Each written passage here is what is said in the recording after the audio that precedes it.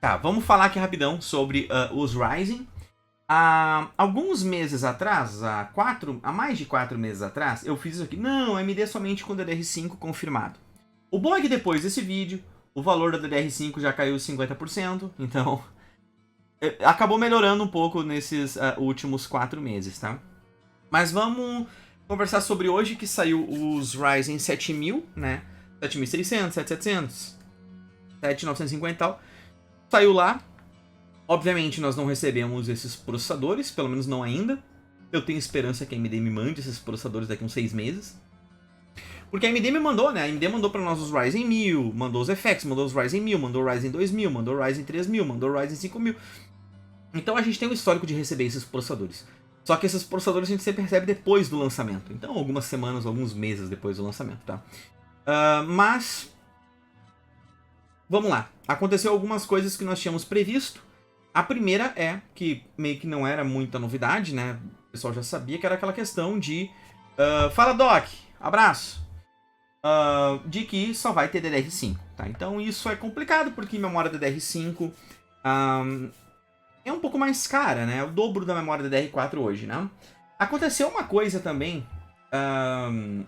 aconteceu uma coisa também bem interessante, que eu tinha feito um vídeo sobre isso, que era falando sobre os preços das placas-mães para a AMD. O preço das placas-mães da AMD tá bem caro, tá? São placas de $300 para cima que tem hoje na AMD. E a AMD comentou o seguinte: no primeiro mês após o lançamento, agora, os próximos 30, 45 dias, vão ter somente placas X670. Então só o melhor chipset, só os mais caros.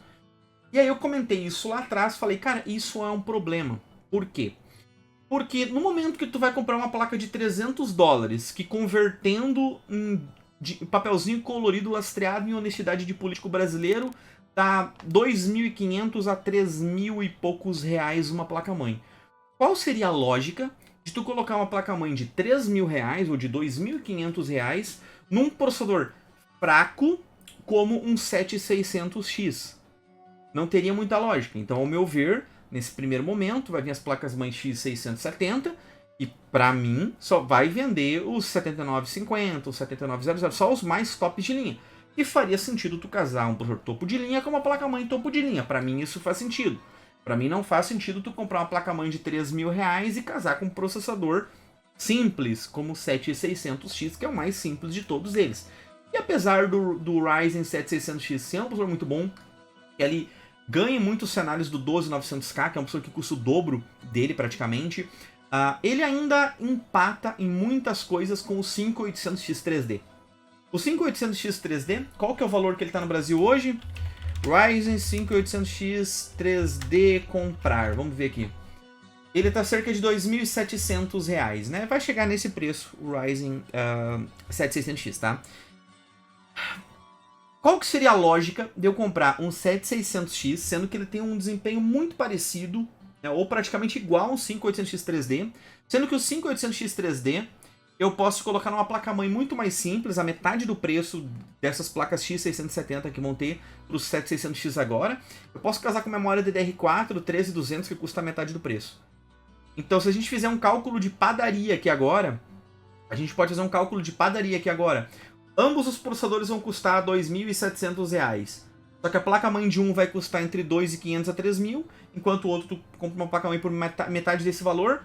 A memória RAM DDR5 para DDR4, a mesma quantidade de memória, vai custar metade do preço da DDR4 do que a DDR5.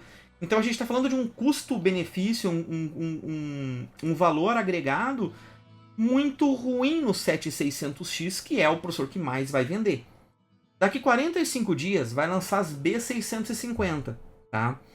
E falaram que vai começar a partir de $150, tá? E não é placa-mãe barata, são placas-mães de R$1.200, R$1.400. Mas igual, metade já do valor das X670.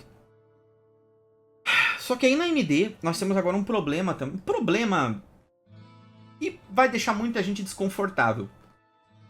Os processadores Ryzen 7000, eles têm uma pegadinha. Uma pegadinha. Eles sempre trabalham a 95 graus. Vocês viram isso? Os processadores Ryzen 7000 sempre trabalham a 95 graus. Só que qual que é o diferencial? Porque eles foram feitos assim. Ele fica a 95 graus e sobe clock. Ele sobe clock até ele chegar... Quando for para subir para 96, aí ele segura o clock e deixa 95. Aquele mesmo esquema que eu falo das placas de vídeo da NVIDIA atual, que elas são programadas para trabalhar a 80, 80 e poucos graus.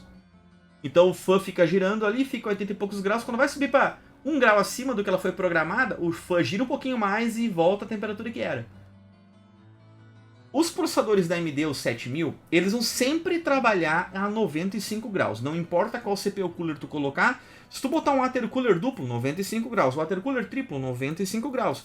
Uou, nitrogênio, líquido, não sei o que lá, bababá, pasta térmica, Thermal Grizzly, Ultra Motherfucker Edition, Super Donkey Black Motherfucker, Ultra High Extreme. Não importa, 95 graus. E aí o que que acontece? Quem botar um water cooler duplo, ele vai alcançar, tô chutando aqui, tô brincando, 5.2 GHz. Se botar um water cooler triplo, 5.3. E assim vai. Então o clock vai subir cada vez mais conforme a tua refrigeração. Obviamente ele vai gastar mais energia com isso, aquela brincadeira toda, né? Então vocês vão ver muitos testes um pouco discrepantes, porque algumas pessoas utilizaram water coolers ou CPU coolers muito melhores do que outras pessoas. Convenientemente, todos os reviews que eu olhei lá da gringa utilizaram water coolers triplos, topo de linha e memórias DDR5 6000 MHz, que é considerado o sweet spot para os Ryzen 7000. Eu devo testar os processadores da AMD com memória 6000 MHz, tá? Eu devo testar com 6000 MHz. Vou fazer o teste da 6000 MHz na DDR5 com Intel também e tudo mais, com conta 4800 e assim por diante.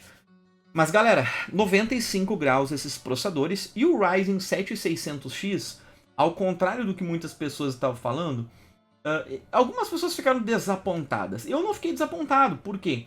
Porque ele bate o 12900K, ou empata com o 12900K, tem um caso ou outro que ele perde e ganha ali, mas é uma trocação de soco legal, entre o 7600X, que é um processador de $300, contra o 12900K, que é um processador de $590.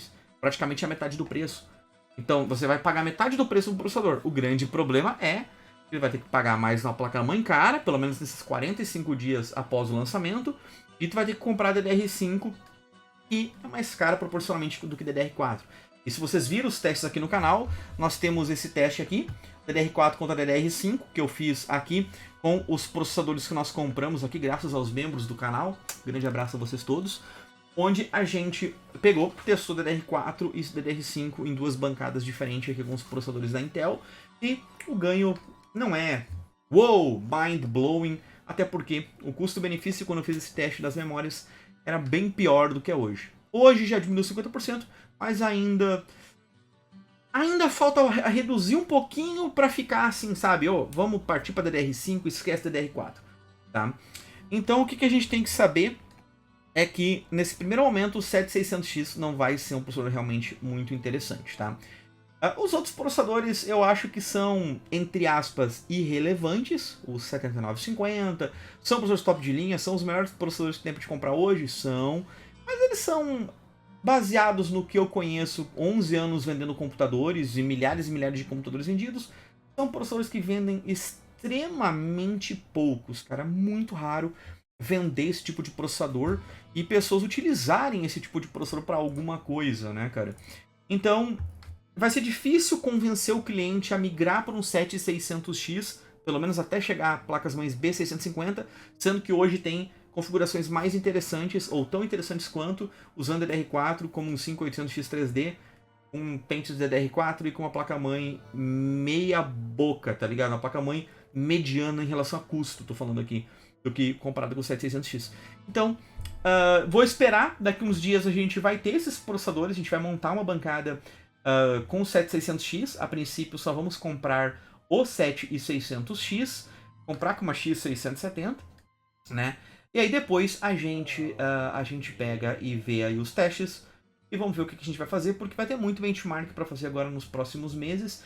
Vai ter todas as RTX 3000 que eu quero refazer com todos esses processadores, 12ª, 13ª e o Ryzen 7000. E aí vai vir as placas RTX 4000 pra gente fazer teste. Vai ser bem interessante os próximos meses aí.